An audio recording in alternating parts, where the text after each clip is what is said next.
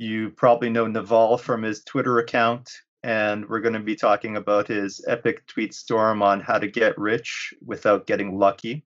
We're going to go through most of the tweets in detail, give Naval a chance to expand on them, and just generally riff on the topic. He'll probably throw in some ideas that he hasn't even published before. You know Naval from his Twitter account. He's also the co-founder of AngelList and Opinions. He's a prolific tech investor in companies like Twitter, Uber, and many more. And I'm the co-founder of AngelList with Naval, and I also co-authored the Venture Hacks blog with him back in the day.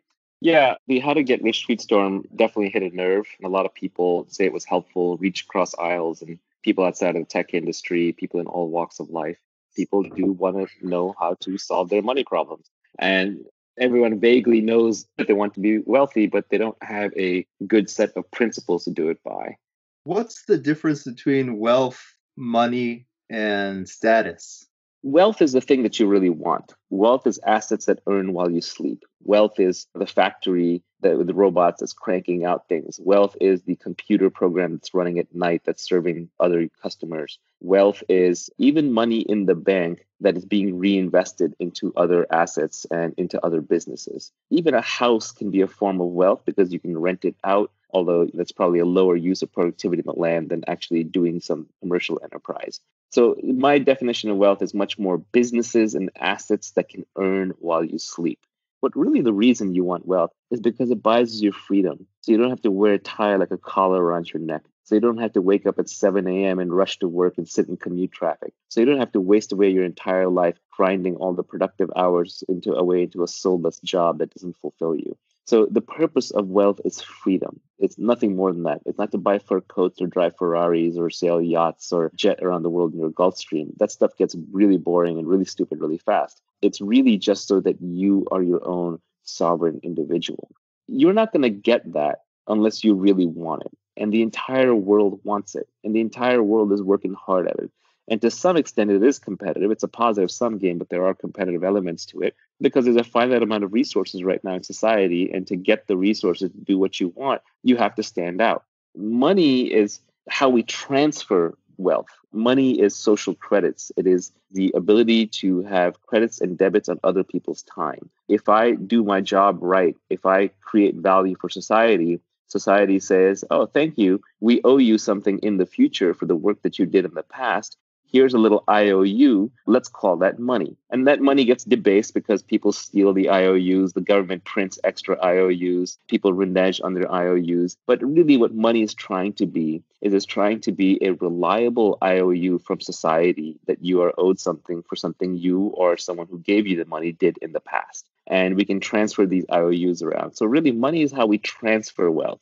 There are fundamentally two huge games in life that people play. One is the money game, because money is not going to solve all your problems, but it's going to solve all your money problems. So I think that people know that. They realize that, so they want to make money. But at the same time, many of them deep down believe that they can't make it. They don't want any wealth creation to happen. So they sort of virtue signal by attacking the whole enterprise by saying, well, making money is evil and you shouldn't do it, blah, blah, blah. But what they're trying to do is they're actually playing the other game, which is a status game. They're trying to be high status in the eyes of other people watching by saying, well, I don't need money. We don't want money. And then status is just your ranking in the social hierarchy. So wealth is not a zero-sum game. Everybody in the world can have a house. Because you have a house doesn't take away from my ability to have a house. If anything, the more houses that are built, the easier it becomes to build houses, the more we know about building houses, and just the more people that can have houses. So wealth is a very positive sum game. We create things together. We're starting this endeavor to create this, hopefully, piece of art that explains what we're doing.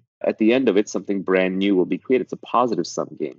Status, on the other hand, is a zero-sum game. It's a very old game. We've been playing it since monkey tribes, and it's hierarchical. Who's number one, who's number two, who's number three. And for number three to move to number two has to move out of that slot. So status is a zero-sum game. Politics is an example of a status game.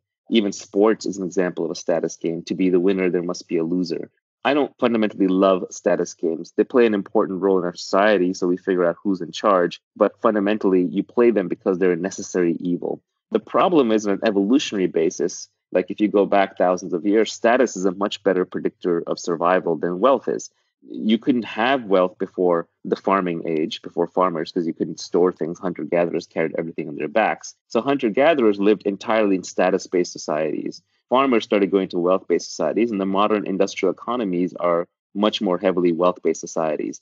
But there's always a subtle competition going on between status and wealth. For example, when journalists attack rich people or attack the technology industry, they're really bidding for status. They're saying, no, the people are more important, and I, the journalist, represents the people, and therefore I am more important. The problem is that by playing these status games, to win at a status game, you have to put somebody else down.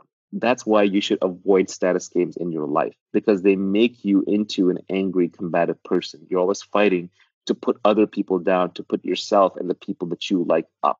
And they're always going to exist. There's no way around it. But just realize that most of the times when you're trying to create wealth, you're actually getting attacked by someone else.